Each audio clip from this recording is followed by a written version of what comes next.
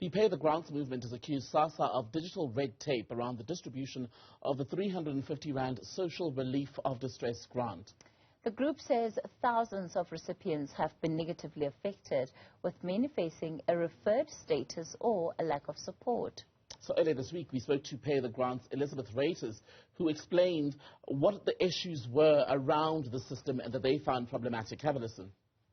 I feel Sassa should start with retailers, as Pick n Pay and Boxer do not look at the identity documents when the SRD beneficiaries go and collect their grants. The only thing you need that does to retailers is the cell phone. Whereas if you go to ShopRite to collect your SRD grant, you have to provide your identity document. So that is already a big flag that the retailers is not keeping to it, and yet beneficiaries have to suffer the consequences of retailers not doing the proper thing. Second of all, not everything should be online. I do think they should either do it as a Sassa officers, or they should ask post officers to come and assist on this so that biometrics can be done at the post office. Unfortunately, every month Sassa has a new issue and a new problem. We also do have beneficiaries that's been sitting for more than 15 months without income, yet they are approved for pay dates. When they do go to the retailers, they get the error message, which means that their account has not been linked from Sassa to Postbank. That is still making the poor go more hungry and suffering more. So I would say Sassa should have workshops in all communities to assist beneficiaries and also work with NGOs on this, because NGOs is a big help in fighting this thing. Let's get to the reaction now of the South African Social Security Agency. Bring in spokesperson Paseka Letsatsi. A very good evening to you, sir. Grateful for your time. Do you understand the frustration that Elizabeth is raising on behalf of your grant recipients? Good evening, and thanks for having me. I think I need to appreciate and in responding to your question, we do understand the frustrations which have been raised by the pay the grants. But we basically, as an organization, have a strategy. We also meet with various NGOs so that we are able to take them into confidence in terms of why certain things are done. Because I can tell you, Tembekile, all what we are doing as an organization is done to make sure that we prevent fraud from taking place. Well, the organizations say they understand, or this particular organization at least, says it understands that you're trying to prevent fraud in the system, which we know has been a years-old problem. But the challenge is that the measures in place are often so cumbersome, so ineffective, that ultimately it is people who are in genuine need of this money who end up suffering. Elizabeth speaks of an SMS system that often does not work the way it should. She says on the issue of biometrics, which need to be taken to verify one's identity, for example, that they would have to do it online. These are people who are poor, who may not have the resources to do so. Why can't you have them go to their local post office or the local Sassa office, for instance, to do that there? If it's working, don't break it.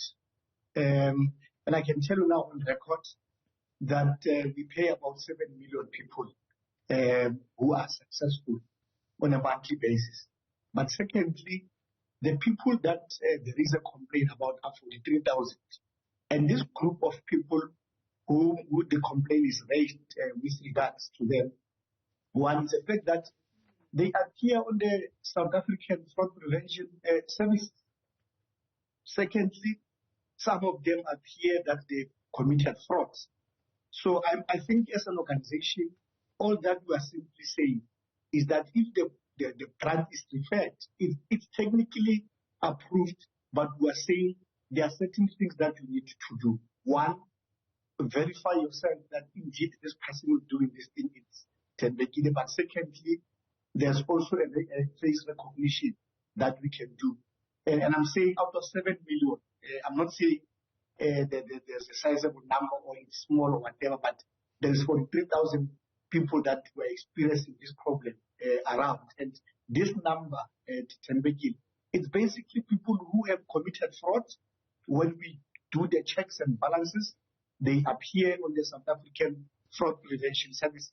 So all that we are simply saying that Paseka, you have committed fraud, you appear here, just verify with us as an organization that you are indeed not giving someone money who's not supposed to be getting the 350. So you're saying 3,000 are people who were flagged for fraud. What has been raised as a complaint is that there are people who are flagged even though they were not, in fact, involved in fraud in the past. How quickly does your process work to determine actual cases where people were involved in fraud and where there's been a mistake, perhaps, in the system? It's not cumbersome. It's actually 43,000. And all that we are simply saying is that verify yourself using the biometric or the face recognition. And once you do that, within 5 working days, the matter is resolved and you get your 350, if indeed you have been approved. Because earlier on, I indicated that technically, when it says referred, it means you have been approved. But there is this thing which we have picked up. Remember, Tembekile, we have learned when we started the process of administering the 350, we had public servants who benefited, we had business people who benefited from this particular 350. We had people who were working, but because the system, we're starting the system, they managed to go through the cracks. So we engaged the banks, we engaged various institutions of government to make sure that only those who are supposed to get 350 do get access to this 350. Hence, you have this 43,000. But I think I agree with what is raised by the lady of Pay the Grants, that we need to make sure that we engage with the NGOs more. We need to engage with the communities. And I think we've accepted that we have developed a strategy to say that we need to go and communicate with the tradition, using the traditional leaders, going to the schools, using the counselors to try and make sure that the information penetrates everybody. Because in some instances, we need to appreciate that, we need to engage with the communities to make sure that they understand. When we say verify yourself, we're not simply saying run away. We're saying basically, please make sure that you help us. Am I right in saying that what you're telling us tonight is that you acknowledge that Sassa could do a better job in terms of communicating how the system works, but you do not agree that the system itself is defective or ineffective? 100%, and all that we are simply saying that together, working with the communities, we can do more. We take what she said in a positive light. We will definitely, because we do, in any case, meet with the NGOs. I think we just need to make sure that we basically try to spread the interaction and meet with most of the NGOs to make sure that they understand what we mean when there are bottlenecks and where they can help us to make sure that the system or the processes is not painful to anybody.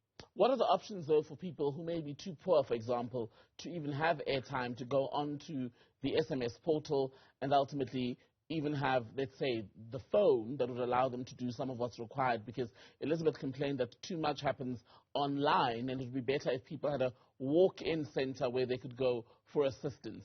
Do you agree that there is perhaps room to do more at the level of your offices and maybe even the post office, as she was suggesting?